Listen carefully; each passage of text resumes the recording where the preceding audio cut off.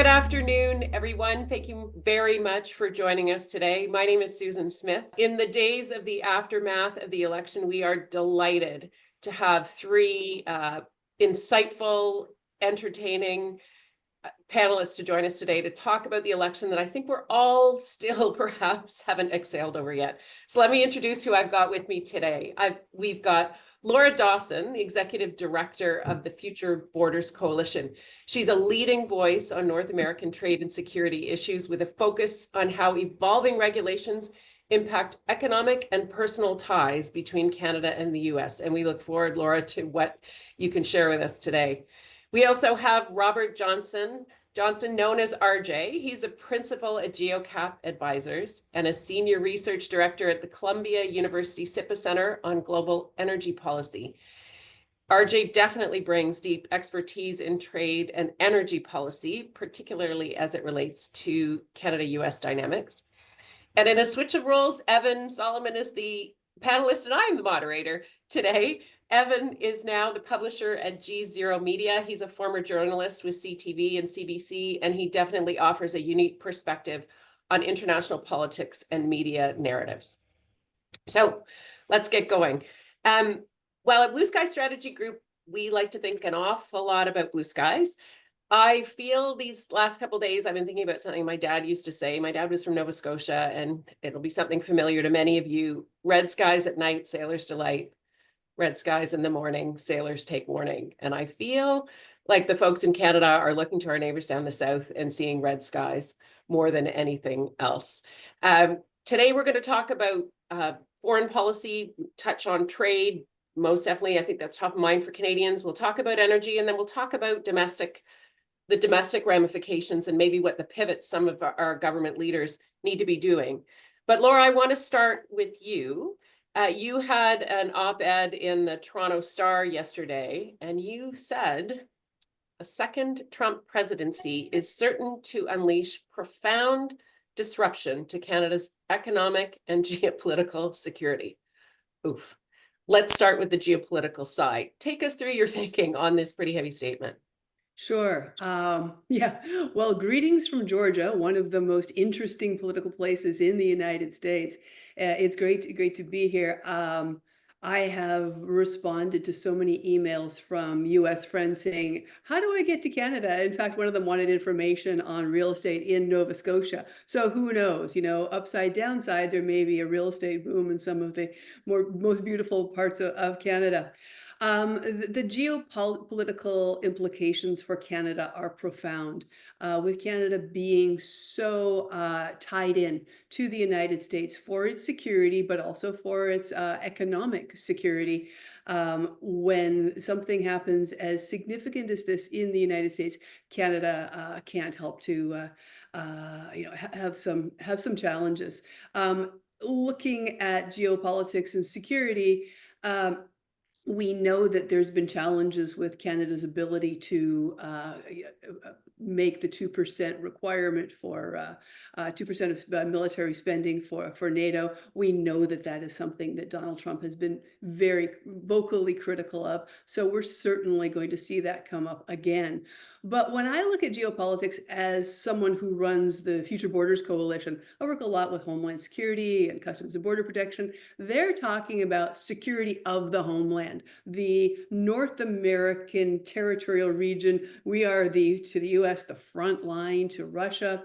And so the sorts of things that we are going to have to be paying attention to, I think, are sort of imminent security for the United States in terms of the Arctic, in terms of territorial integrity, borders. I'm looking at a very significant immigration challenge I'd be happy to chat about with you as we go along. Looking at the gutting of the U.S. public service through the deep state. Trump has promised to get rid of the deep state. Well, those deep staters are actually the people who are running ferries and coast guards and border patrols and bilateral waterways and the people that Canada counts on to do the work of North America. So there's just so many areas that our security economic and geopolitical could be threatened over the next 4 years, and I think Canada needs to be moving very quickly to head off or preempt some of those challenges. Thank you for that, Laura. And I'll encourage RJ and Evan to jump in anytime and encourage a free-flowing discussion as this goes on. But RJ, I'll turn to you. Laura mentioned, one of the things she mentioned was NATO. From a foreign policy perspective, President-elect Trump has never been a fan of NATO. Canada hasn't quite met up to its NATO commitments. How vulnerable do you think we are to that kind of line of fire, perhaps from President Trump? Well, I'll take a slightly broader approach to answering the question, and thank you, Susan and Tim, for hosting us and allowing me to write the paper and be part of the discussion today. So I think there's a few things, right? Under the first Trump administration, we saw significant erosion of global institutions that have really kind of dominated the global system since the end of the Second World War, and especially since the end of the Cold War. And I think that kind of multilateral field led by the US in areas like NATO, as you suggest, but also the WTO, the whole UN climate change process, all three of those really eroded under Trump's first term. And the question is, how much further erosion are we going to see under the second term? And then if we do see that continued erosion, how does Canada manage in that situation? We're already seeing, and we're going to talk later about trade in more detail, but on the NATO front, I think our traditional ability to depend on NATO security and sort of US leadership in that is going to change pretty dramatically. So there's a real risk for us there. Some people just say this is Trump trying to be transactional and sort of drive a harder bargain with the Europeans or Canadians on defense spending or on how the WTO is run or how climate change is being dealt with. I'm not so sure, right? I think he's more of a unilateralist and is willing to do bilateral deals if he sees something that's consistent with the America First agenda. So that beyond these bilateral issues that we're going to talk about, there's a much larger global change happening that we're going to have to contend with. The second consideration is that as a Canadian living in the US, a lot of the time it feels, and I'm sure Evan and Laura can relate to this, a lot of this time it feels like Canada's sort of overlooked, right? Our contributions as a trading partner or security partner, diplomatic partner, or energy exports don't get enough attention. Well, now we may get the wrong kind of attention.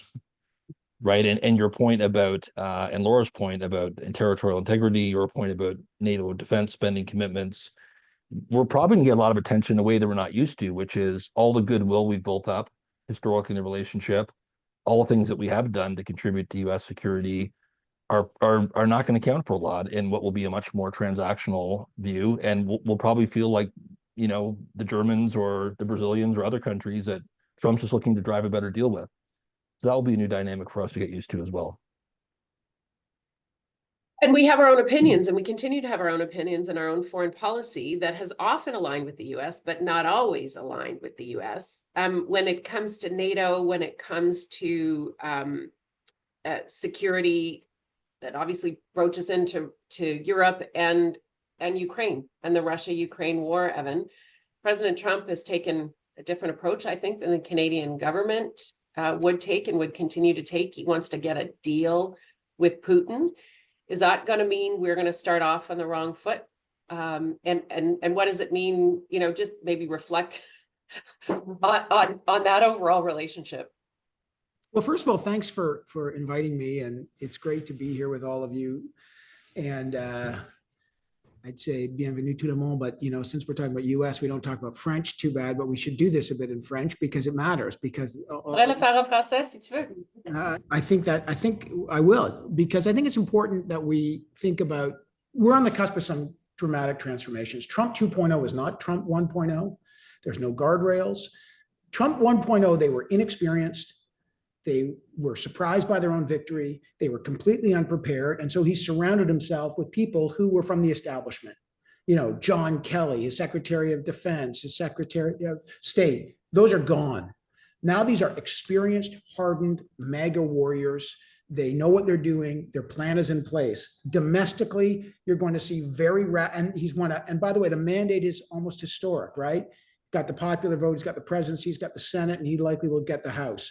So he's got a mandate for radical change domestically and a mandate for radical change internationally. We should, as we used to say back in 2016, take them both literally and seriously on all of those things. Domestically, we'll get to that, but you're going to see the dismantling of the Inflation Reduction Act, which he dubs as the Green New Scam.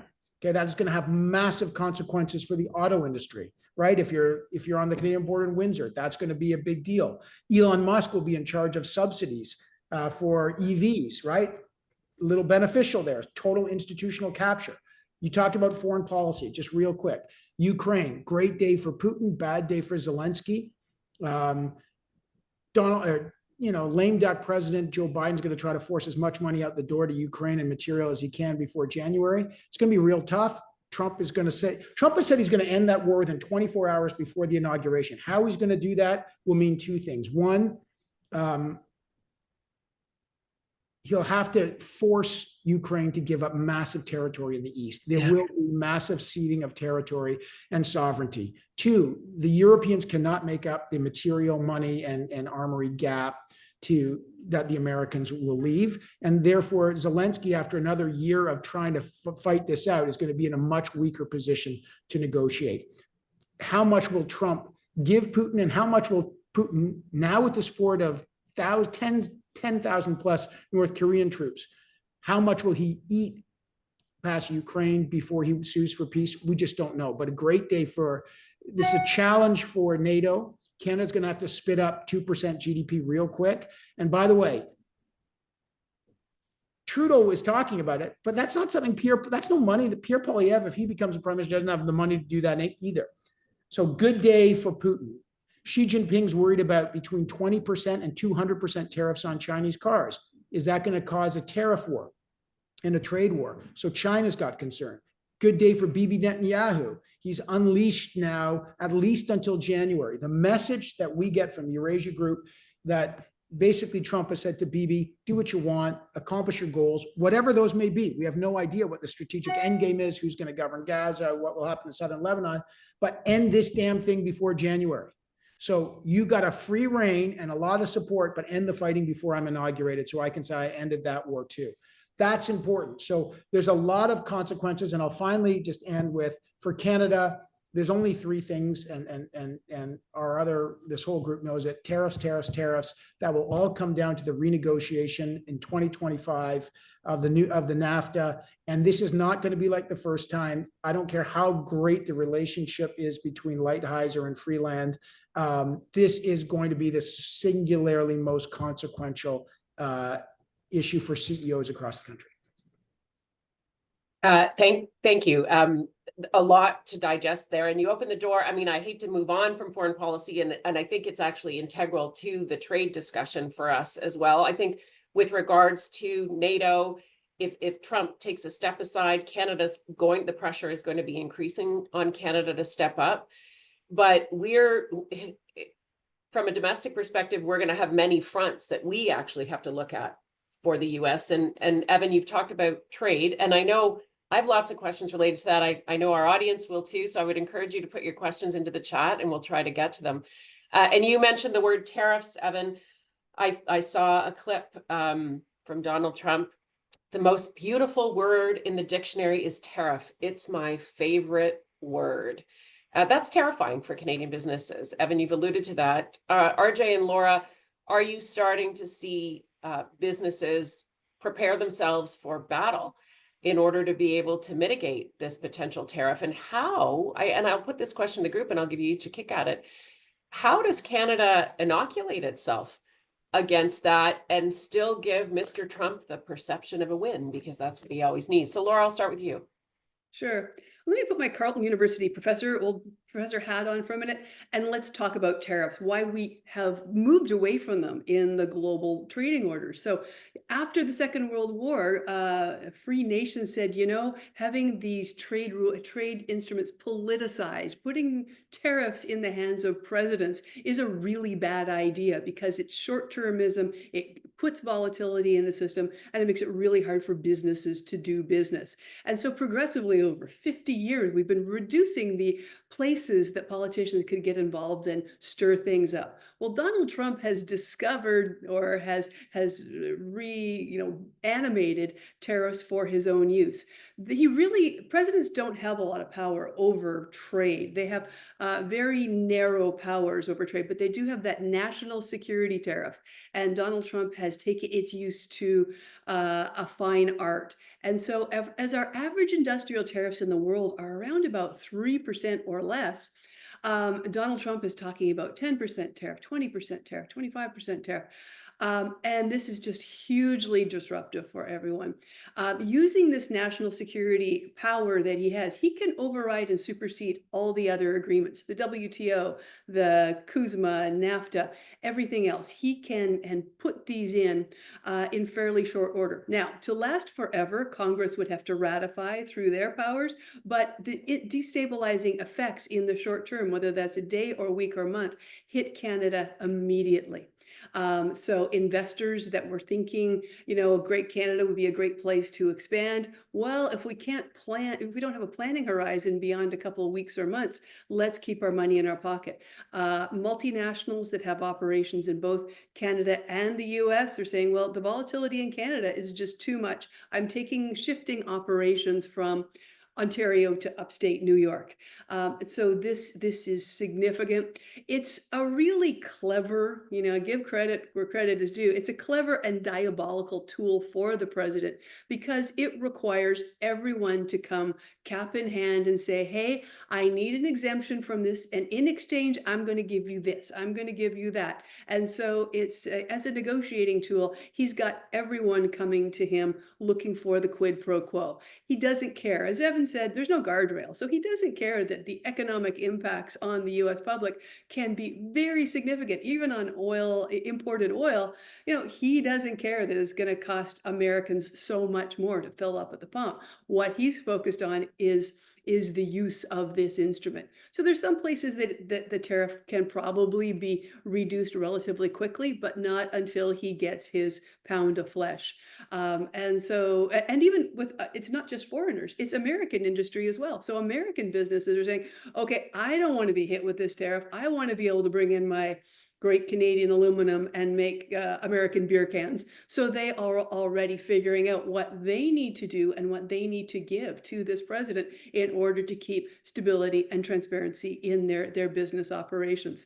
So, what to do? What to do now is very quick, very focused strategic planning. Whether you're a government, federal, provincial, subfederal, whether you're an industry or industry sector, look at your upstream and downstream vulnerabilities, and then look at who your allies and opponents are, and just really line up coalitions of influence, try to get to Trump's, what we anticipate will be Trump's inner circle, get those words in early and often. Here in the great state of Georgia, I know that Marjorie Taylor Greene has no idea that Canada buys a ton of farm machinery from her district. So that's the sort of messaging and consensus building that Canadians need to be doing. Marjorie Taylor Greene, oh boy, how to message to Marjorie Taylor Greene. RJ, Laura's sort of touched on a few sectors, but where do you think Trump might willing to be a little bit flexible with the people knocking on his door, cap in hand? What sectors do you think from a tariff exemption or potential tariff exemption, Canada could have some immediate success? Or who do you think will be lining up first? Yeah, I'm not the trade expert that Laura is, but I would offer a few thoughts. I think, first of all, I think the oil tariff is not a serious threat. I think the pass-through from a tariff on Canadian oil imports to U.S. gasoline prices is immediate and inflationary. And whether there may be some cage rattling on that, I would really would be shocked, even amidst all of the craziness going on. So I'm less concerned about that. I think the strategy for Canada is to do a few things. There's always a traditional, as Laura said, kind of connecting with U.S. companies that depend on Canadian supply chains, and that linking Canadian imports to U.S. jobs is always going to work to some degree, although probably less so with Trump than with previous administrations. But in terms of different angles, I think anything that's coming from Canada that's an alternative to China or Russia is going to be compelling. So Canadian nickel is an alternative to Russian nickel, for example. Canadian nuclear supply chain is an alternative to Russia. Canadian critical minerals processing, we can figure that out as an alternative to China. Like those kind of things will definitely resonate. I also think there should be opportunities to work with the U.S. On the carbon border adjustment mechanism, which it may surprise people on the call to realize that Trump is going to pursue that just as much as Harris would have, because his administration will see that as a hammer to wield against China and to protect U.S. manufacturing. So that's very much in line with what we know about his agenda. Now, it's not going to be European style carbon border adjustment mechanism, but you can imagine that Canada wants to be part of whatever the U.S. does on that front, which basically will be to put some kind of GHG intensity-based metric around heavy manufacturing like chemicals, cement, aluminum, steel, et cetera, fertilizer, as a way to force the Chinese to either pay a tariff at the border or to make their own investments in lowering their GHG intensity in those sectors, which will be hard for them to do. So that's another strategy to look at. The third question, of course, is Mexico, right? That we talk about USMCA CUSMA. Mexico is a big part of this as well. They have a new government. How Canada can kind of, go back to the original spirit of the Canada-US Free Trade Agreement and avoid the collateral damage that's going to come from Trump's hardline approach on Mexico, on immigration, on Chinese investment in Mexico, and on the low-cost manufacturing competition will be a tough issue to manage. And then lastly, I would just think about where can Canada work with the US on what they consider to be strategic sectors. And the list of strategic sectors between Biden and Trump is going to be pretty similar, right? I mean, maybe not as much sort of wind and solar type things, but certainly AI and semiconductors and high tech will be a continued area of focus. And I think the definition of a strategic sector in the US is really a sector that the government feels is too important to leave to the free market. And that's clearly where we are now with the CHIPS Act and AI and semiconductors, et cetera. So I think if Canada can bring value to the table there, or in other similar sectors like defense, then there'll be some opportunities to hold back on this tariff campaign as well. It's definitely going to be quite the campaign, and Mr. Trump, President Trump, wants to win at all costs, I think. Evan, in the context, Robert's talked about Mexico, CUSMA in and of itself. He's also attacked people coming through the border at every possible opportunity during his campaign. Do you think CUSMA will go forward, and will it survive, I guess, is the question. And what does Canada need to do to help make that survive, or at least ensure that we continue to have a trading relationship that's helpful for us with the US and Mexico? Well, let's just establish one crazy thing, that the acronym CUSMA remains the ugliest trade acronym yet. Like, can we get a better one? That's really important. Yes, it really is important, because everyone still calls it the new NAFTA. Or use SMACA. Yeah, use SMACA. Look, it's important to know two things. And at Eurasia Group, we, obviously we have good relationships with both governments, and we do our US-Canada summit. And the people who negotiated the first NAFTA, the new NAFTA deal with Trump and Trump 1.0, will tell you that Trump believes in tariffs in his bones. This is not campaign rhetoric. This is not, a whim. This is a foundational and fundamental economic belief that, as Laura said, flies in the face of generations of Republican economic thinking on globalization and free trade. They've completely reversed. They championed globalization. The left went crazy on globalization. Now the right's like, it's hollowed out manufacturing. We need high tariffs. I mean, it's like, it's completely a reverse. I feel like the Republicans have become the left during the free trade debate that we all remember between, like Turner and Mulroney. This is crazy stuff. But he will do it, and Canada will be impacted. And all sectors they'll come at us. Of course, by the way, tariffs are popular among the Democrats too. So this is not a black and white issue. The first Trump tariffs in Trump 1.0 were all kept by Biden, and Harris would have done the same thing. So, but Trump is going to ratchet them up. Yes, there will be another negotiation. And But Trump has lots of tools. For example, we all remember what he did to Canadian aluminum under 232 tariffs. So Section 232 tariffs, for those who are not well versed in the incredibly arcane and sometimes boring world of tariffs, which actually affect every single part of your life. It's like if you don't understand tariffs, you don't understand why you're going to Walmart and paying more stuff. But 232 allows the president himself to use an executive order to say this is a threat to national security. And it's a wildly powerful weapon. And Trump will have very few people who are telling him don't use it. And Canada's already felt the tip of that spear, and we will feel it again. So these negotiations will be very, very tricky. And Canada will want exceptions. As Robert said, we will make the case that we are essential to replace supply chains under a North American security. So we're going to globalization to kind of a hyper regionalism where the new North America, Canada, Mexico, and the US may in fact work together for, on critical minerals, on chips even. Like, you remember, there's so that could be important, but Trump's an America firster. And I'll just say one last thing. The difference between Biden and Trump: Biden's a multilateralist who used industrial policy like the IRA, the Inflation Reduction Act, to spur the economy.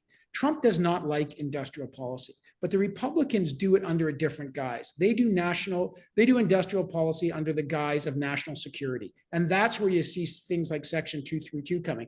Everything's a threat to national security. And everything has to belong there. And that's what America First will be. And he will use national security policy and high tariffs to do that. And Canada's going to have to make the case for exceptionals and cutouts and cooperations and secure supply chains. But this is an ideology, not a logic. And that's tricky. And I'll leave it to greater minds like Laura and Robert to figure that one out.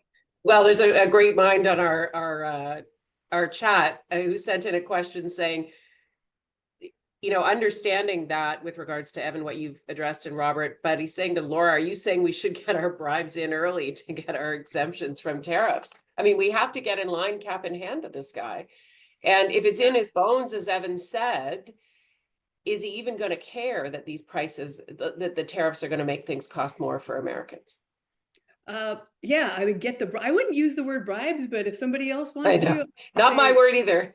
So let's think of the things that Canada does well. Canada is, I think, the most privileged foreign country vis-a-vis the United States. We know and understand that country better than anyone else, and we have such direct access. When we have an issue with the United States, we don't have to send a dip note through our foreign diplomats. We just call the person up and say, hey, this is a thing. Can you give us a little more water in the canal, et cetera, et cetera. So we have that great direct relationship. The other thing that Canadians do is we do our homework so well. I mean, you remember back in the Canada-US Free Trade Agreement, and even older if you're a historian, the 1965 Auto Pact, Canada basically wrote the provisions for both sides. Canada wrote the US side and the Canadian side, and then worked to negotiate the final deal. So we do our homework. When I used to work at the US Embassy, one of my bosses would say, you don't want to go into a meeting with the Canadians unprepared because they will just eat your lunch.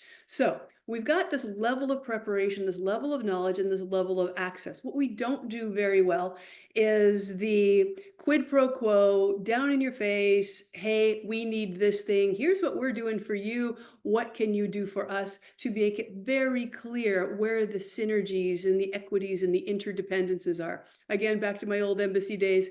A Canadian business group would leave and the ambassador would look at me and say, what did that guy want from me anyway? We don't ask for what we need. And so that's a bit of a challenge.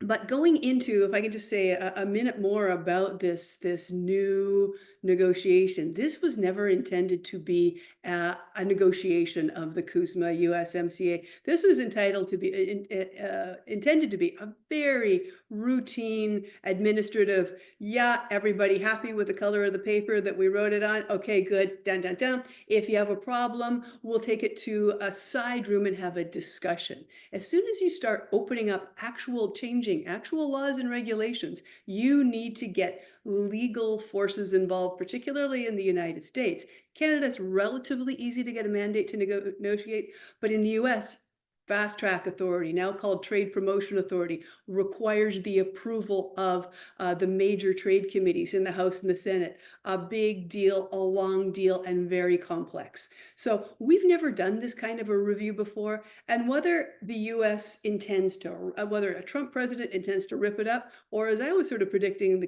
Kamala Harris might just blow the deadline, that still creates that instability for Canada. We don't know if this foundational document that underpins all of our commercial activity is going to be in place in a month or a year from now. So that's causing the Canadian economy to contract.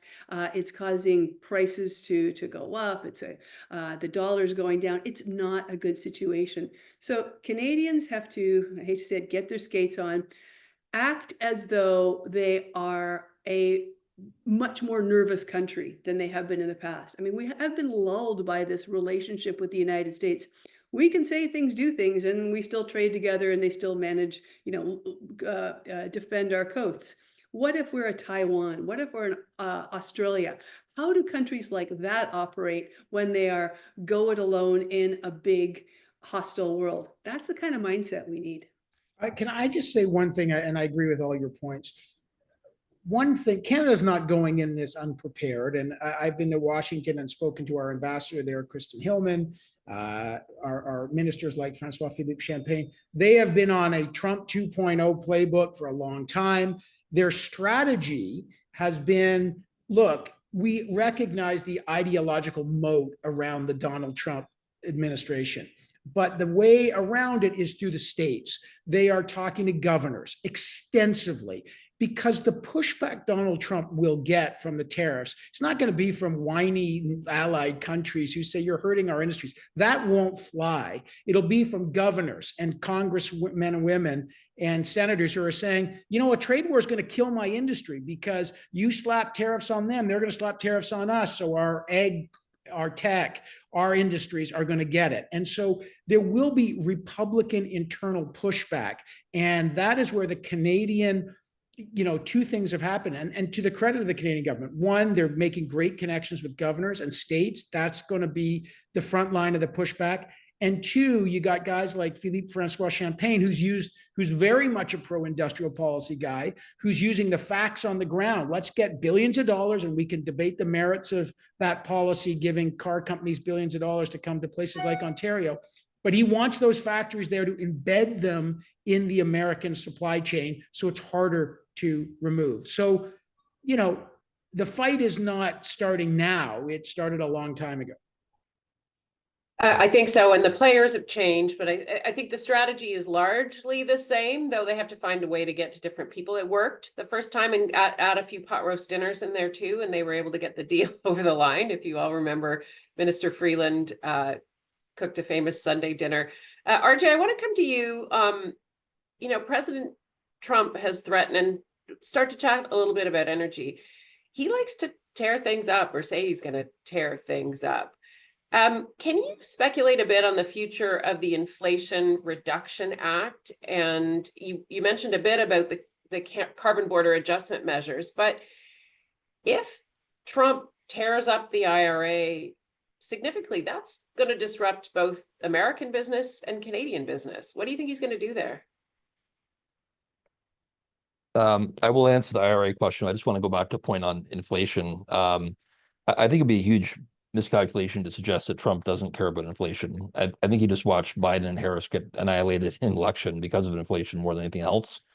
And I think that as this trade tension escalates, if there are signs of inflation in the economy, and whether that's coming from the oil market and the geopolitics around that, or whether it's coming from the tariffs, I think they'll change the policy.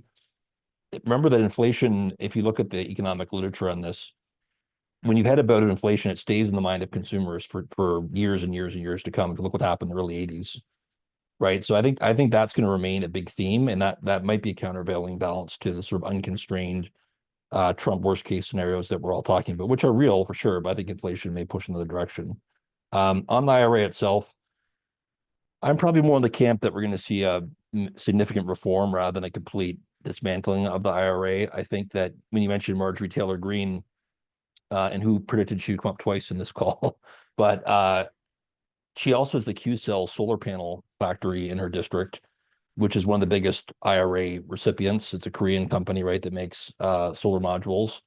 And you have to imagine that she's not going to want to see that whole deal fall apart, which simply flat out will not exist without the manufacturing credits for solar modules. Otherwise, they'll just build them in Korea. So a lot of cases like that. What I would see is that two things. One is that I wouldn't want to be necessarily in the offshore wind sector. I think Trump will go after that pretty hard. I do think that sectors like nuclear, hydrogen, and even batteries will have continued support of some kind from the tax credit provision. There'll be a lot of pushback from industry and from Republican governor states, Congress people, as was mentioned earlier. So that's one consideration. The second consideration, which is both an opportunity and a risk for Canada, is how Trump handles the so-called foreign entity of concern criteria, which basically means that if you're an EV maker in the US or a battery maker and you're using critical minerals, if you want the tax credits, you have to be sourcing from countries with free trade agreements, if not the US itself. Now, some people are saying Trump might tighten that even further to say basically what Joe Manchin originally wanted, which is only the US, right? Or maybe the US and Canada. Now, we all know the US doesn't have enough lithium or nickel or cobalt, manganese, et cetera, to do it on its own. But that is a real flashpoint. What Elon Musk thinks about that will be an interesting question, given his apparent role in the new administration. One would have to imagine that Tesla will want to have if not a global supply chain for critical minerals, he won't want it just limited to the US or even probably to North America. So I would watch for a narrowing of the IRA with perhaps some downside for wind and solar. And then I would look at how they handle this foreign entity of concern question in terms of who's eligible to get those tax credits based on where they're getting their critical minerals from. So Canada would still have opportunity if we could get some mines built and critical minerals out of the ground, but we seem to have a bit of trouble on that. And maybe that's one of the pivot points for us domestically, is to speed some of that along. Well, it's probably a now or never opportunity on that, because if you can't bring real projects to the table, then the Trump folks will move on to other places. Yeah. Laura, Evan, President Trump is a drill baby drill guy. President Biden is not. I know RJ will probably want to weigh in on this as well, but Evan, do you want to comment on that? Yeah, well, let me just comment on that and the inflation, because I agree with RJ.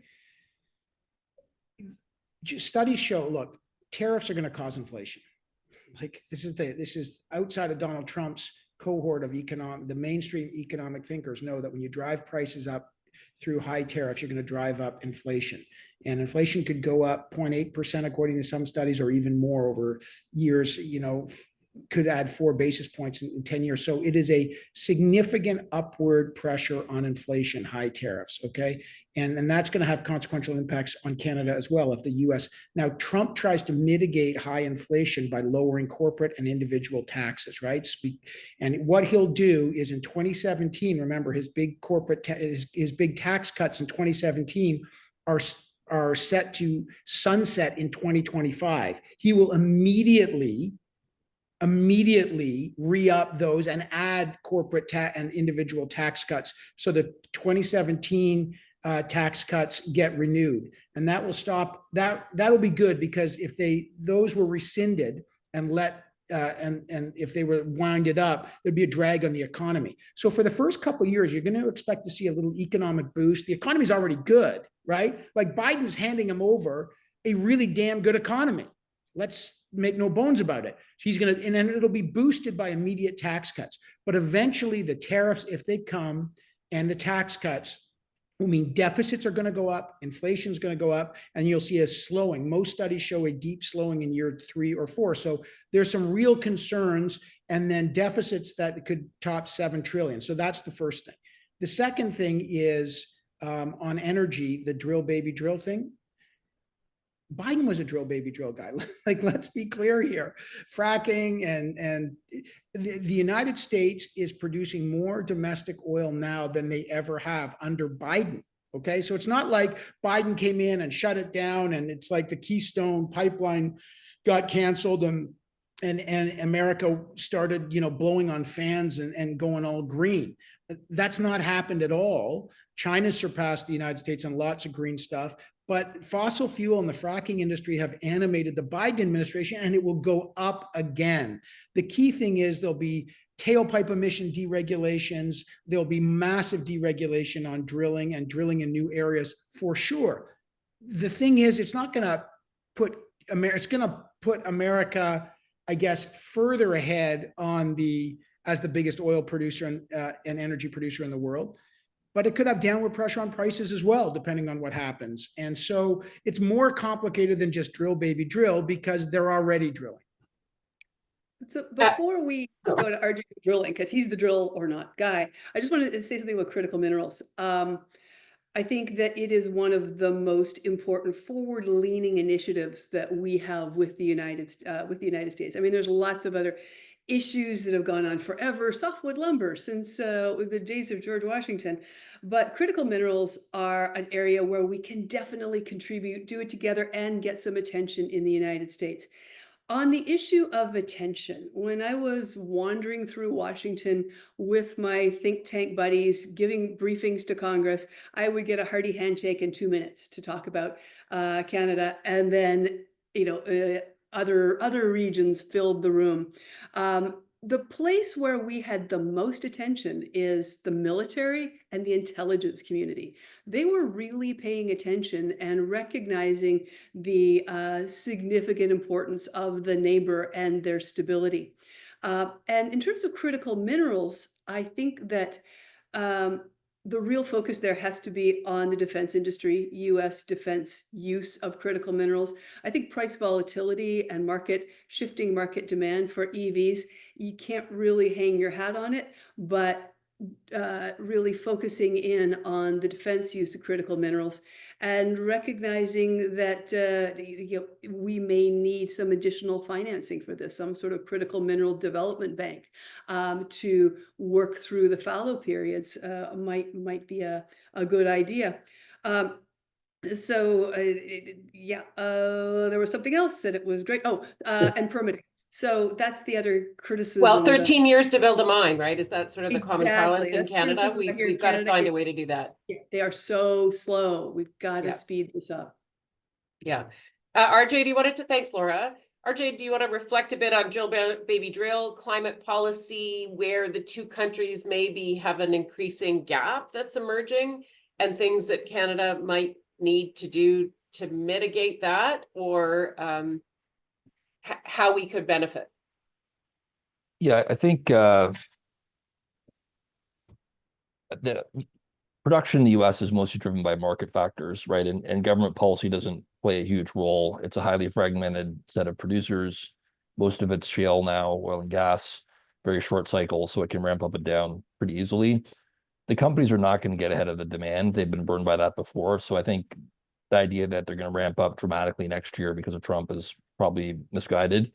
I think what Trump will do is he'll be a salesman for U.S. oil and gas exports, right? He's not really interested in North American energy strategy as much as we'd like that, in Alberta and Saskatchewan. It's just he thinks about U.S. oil and gas first. Now we may under a new government can have an opportunity to change that narrative, and with TMX and LNG Canada starting up, be more relevant globally.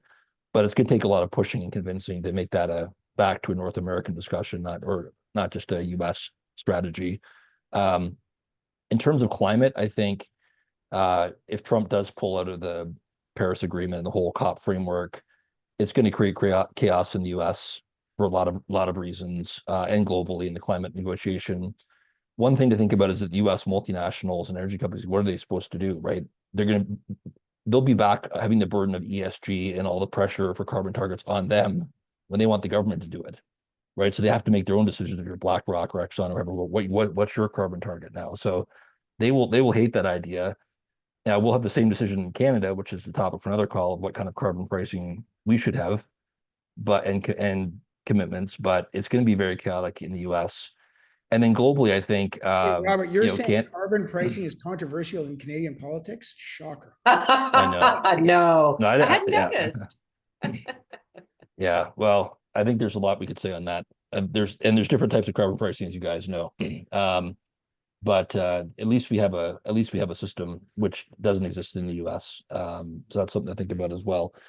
So that's climate. Where I think Canada can make up ground with Trump is in Asia, right? That the geopolitics of countering Chinese influence through energy across Asia will be important to Trump, much like the geopolitics of decarbonizing Asia were important to Biden and Harris. So our gas, our critical minerals, our hydrogen, can be part of that conversation with Trump. It's just gonna have a different flavor, right? It's gonna be more about energy security and pushing back against Chinese dominance of those markets, and potentially countries like Iran and Russia as well. So that will be an interesting narrative for Canada to potentially take advantage of as well. Okay. I'd like to encourage the audience to chime in with a few questions of your own. We'll try to get to them as well, but let's turn really domestically and some of the issues that are governments, and I don't want to put a label on them from a party perspective, though I think the approach of the current government and a different government, if there was a changing government, could come from different angles. But I want to start a little bit with border security, Laura, because this is something that you raised early on. Canada has recently announced some compressed immigration numbers. They admitted that, in response to COVID, we enabled more people to come into Canada to deal with the job market, et cetera. And it overstretched housing, it overstretched foreign students, et cetera. And they've done an adjustment to that. Elect Trump has a really negative approach to immigration. What kind of pressure do you think is going to increase on the Canadian government, and what kind of changes do you see, if any, happening as a result of that? Sure, it is something that I am very worried about. Even before the election, there was a very active MAGA wing that, when it got tired of beating up Joe Biden on the southern border, would flip the same rhetoric around and beat up on the northern border. I testified before a Senate Homeland Security Committee on northern border, death, destruction, and despair on the northern border. And, it was led by people, again, like Marjorie Taylor Greene, who weren't particularly well informed, but it was also populated by people like Elise Stefanik, who is very smart. Remember, she is the one that got rid of that Harvard professor. Her district is on the northern border, upstate New York, near Cornwall, so where a lot of the bad stuff really does happen. And so folks have got their sights on the northern border to begin with. They're just looking for an excuse, and Trump likes trash talking borders. So start with that. But then the reality of mass deportations, the deportations themselves may be somewhat orderly, but the fear of deportation for people that have a uncertain immigration status in the United States, something like the temporary protected status that some folks have from different countries that could be pulled away, they're going to start moving out quickly. And the easiest place to move out is into Canada. Now, we've changed the rules on the Safe Third Country Agreement, so we no longer have that Roxham Road arrangement, which was an orderly way to make an asylum claim in Canada. Can't do that anymore, but people can still walk through frozen fields and forests and then get lost in the Canadian landscape and live undergrounding, well, not physically underground, but live under the radar in Canada as they have in the United States, but with less chance of being pursued. So we're going to have an influx, I believe, of border walkers. We're going to have an influx of people who have a little more money and are going to take their chances on an asylum claim through an airport. Everybody loves going through an airport, right? It should take Canada or US Customs about 30 seconds to process you when you go through. Unless you're making an asylum claim, then when you go into secondary, it can be 4 or 6 hours of a border officer's time. So what does that do? That makes our borders very difficult for travel and for trade.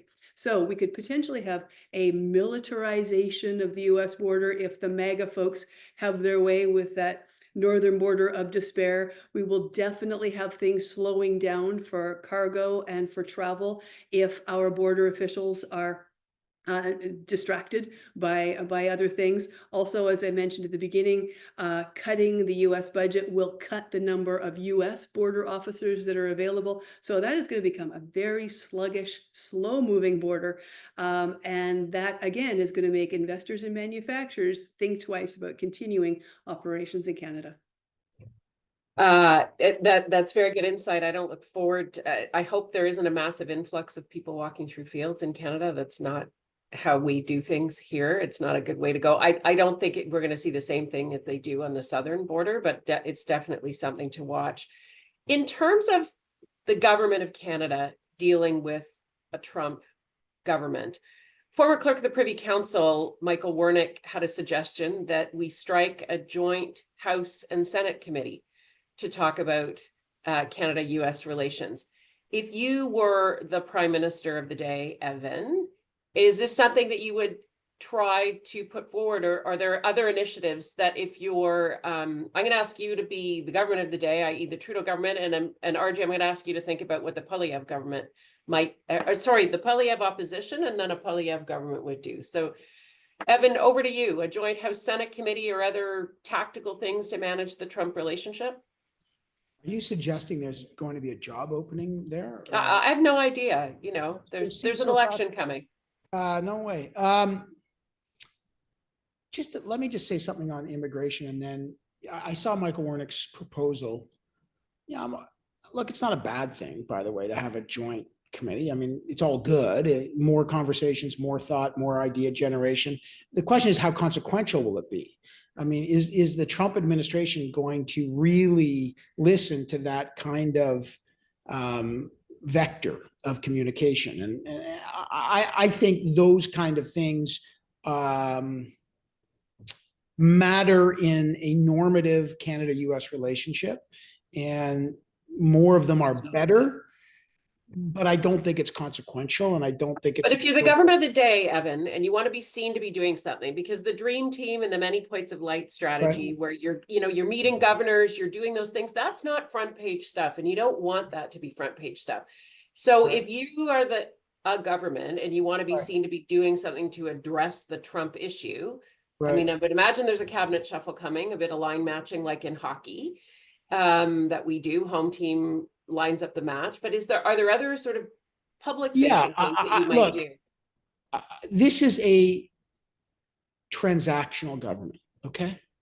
And the transaction to talk ratio has to change. We got lots of talk. Laura's right. No one gets the Canadian voice. No one gets to hear it. It's been a perennial challenge for governments always to get the ear of Americans to listen to Canadians. I think it's going to be more important now. The Arctic, by the way, is a lever that Canada has. Americans are deeply, deeply concerned about the Arctic. The Chinese are moving in there. The Russians are moving in there. I think that will become a significantly more important place for Canada. And if we want any leverage, it's going to be from a natural resource, from a security point of view. The Arctic might be the most important way that Canada snaps to attention, because it's a genuine border that the Americans need us on. And I would say our biggest asset is that. Secondly, it's transactional. You need to make deals. This guy didn't write the art of the policy book. He didn't write the art of the conversation. He wrote the art of the deal. And by the way, he got someone to write it. He made a deal. So he wants deals. And I think that's why a guy like Champagne is good for this, because he's likable, he's from business, and he's Charlie Hustle out there. And Frankie Bubbles unleashing him in Washington is a good thing to do, because he's going to bring home bacon and make swaps. And this is a transactional government. And I would say what you need is to have wins quickly. So while the Warnick stuff is long trajectory stuff, you need to start giving wins. Donald Trump collects wins for a living. He's got to come out of a meeting and he's got to either say, I won or you lost. We've seen it with Justin Trudeau. He doesn't want to, hey, we're all getting along. That's all BS to him, okay? He wants to win. So you're going to have to find a way to let him claim victory while we quietly take victory, okay? So it's going to be a quiet transactional win for Canada. and allowed transactional win for the United States. That's what I would do if I was the government. The best asset we have is probably our ambassador. I think Hillman's great at it. And I say champagne, but Canada is going to have to, the challenge will be, and this will go if Pierre Poilievre's there, a guy who likes deregulation, pressure to deregulate telecom, pressure to deregulate supply management on cheese and dairy, pressure on banks. Like, we could be into a very big moment of deregulation, and Canada's going to have to make decisions on that. Trump understands Canada first too, but I think that if we go cap in hand and say, we want to, you set the terms, Canada should set a Canada first strategy without causing a trade war and start making some deals. That's my advice. All right, noted. Evan. I know you, Laura, then RJ. but I just feel so strongly about the need to have a two-track approach. I agree with the lean, too many points of light, being everywhere you need to be, one-on-ones, but Canada does not have an institutionalized relationship with the United States. We don't have institutional mechanisms of bilateral communications or coordination. So we've lost those. We haven't met in an official capacity country to country on key border things since 2018. And it's a big damn border and has a lot of things. So what happens when you don't have a legal, official, high-level dialogue is the Americans don't have the resources or the attention span to deal with it. So all of the Canadian stuff gets pushed off to the side of the desk, and we'll get to it when we get to it. There is nobody in the White House, in the key advisory teams, who has any concept of Canada and its strategic importance. They're looking at Latin America because that's what they're responsible for. Canada's just that nice hat on top of the face. Well, and the public servants that may have been there before in the U.S. administration may be fired. They'll all be worried about their jobs if they say the wrong thing, right? That's the other thing going forward. Okay, RJ, putting a different political hat, not ascribing a political stripe to you at all, but if you are a strategist advising Pierre Poilievre, and I'm getting the 3-minute warning from our team, he's the opposition leader. Trump's been elected. He hasn't been elected yet. Canadians are a little bit wary of Donald Trump. As I said, red skies in the morning. I think that's probably safely how Canadians feel. But Mr. Poilievre wants to position himself as a leader in waiting, and he probably doesn't want to be seen to be cozying up too closely to President-elect Trump yet. What do you do if you're him in this window of time to position yourself in a solid way? Well, I would give the same advice to any of the parties in Canada on this one. I agree with Evan that deals are key. I just don't think that the people he mentioned can deliver deals, right? Ministers and ambassadors and, all the royal commissions and white papers and, parliamentary committees. We have to have a much harder nosed defense edge, which I totally agree with Evan. The Arctic is a great place to look. I would also look at defense procurement, and we're gonna have to find the money. I mean, I can't believe people are saying there's no money for this. Like, you better find it, right? We waste money, all kinds of other nonsense. Surely we have money for this. Right, so Trump will talk to the Saudis, the Turks, the Germans, others that have been Japan on the U.S. defense procurement train. That is an easy win, and it fits the NATO goal and everything. So, along with the Arctic, I would add defense procurement, and then I would really lean also on the commercial side, right? That Champagne's success has been attracting investment to Canada, right? That's not what Trump wants, right? This is about things that go into the U.S. and create jobs in the U.S. So to me, I go back to my own domain of energy, right? And I think that the things that Trump will look at besides oil and gas will be nuclear, bioenergy, critical minerals, blue hydrogen, right? LNG. I mean, that's where there's opportunities to really, build some significant commercial partnerships on both sides of the border that government is not really going to be able to deliver. I agree that we could probably do some permitting reform that might make us more attractive. Not to draw investment for the U.S., but to supply commodities south of the border. But I agree with Evan on the defense side. I would add procurement, and I would really lean on the opportunities for big wins on the energy side as well, which is going to have to come from industry ultimately. Yeah, and I think we'll be able to. That's all good advice from everybody. Thank you. And what I think amounts to is a bit of a dream team approach that we need. We need the business sector stepping up. We need people who can access the relationships at the state and the governor level to be able to reach in, really tap into the business sector as well as the political sector. We've had the dream team here today. thank you very much. I want to thank everybody who's been online listening to this fascinating conversation at such a timely juncture. And I want to thank our panelists, Laura Dawson from the Future Borders Coalition, Robert Johnston from GEOCAP Advisors and Columbia University, and Evan Solomon, the publisher at GZERO Media. It's great to see you all today. Thank you for allowing us to exhale slightly, though I haven't done a full exhale. I think we have to really brace ourselves for what's to come, but I'm glad there are big minds like yours thinking about the Canada-US relationship. So thank you on behalf of my colleagues at Blue Sky. Thank you to this dream team here on the call, and thank you to everybody for taking their time today. Take care. Blue Sky Strategy Group is one of Canada's leading public affairs firms. For government relations, lobbying, and strategic communications advice across Canada, visit us at blueskystrategygroup.com. Blue Sky Strategy Group is a proud member of the Global Communications Alliance.